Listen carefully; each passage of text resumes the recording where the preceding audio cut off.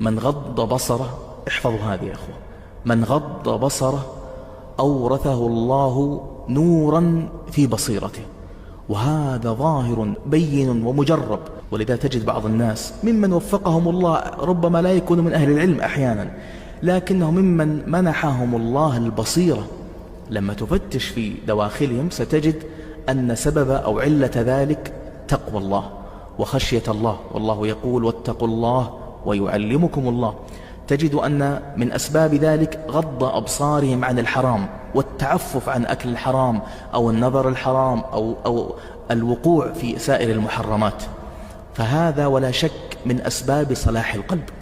ولما تفتش في قلبك وتجد قسوة وبعدا وإعراضا، أنا وأنت نعاني من هذا. إذا قرأنا القرآن ربما لا نخشع، إذا استمعنا إليه ولو كان كل من في المسجد قد خشعوا أو بكوا، ربما تجد أن قلبي أو قلبك لا يتحرك، بل كأنما هو صخر جامد. ما العلة في ذلك؟ تراكم الذنوب. أولئك الذين طبع الله على قلوبهم وسمعهم وأبصارهم وأولئك هم الغافلون.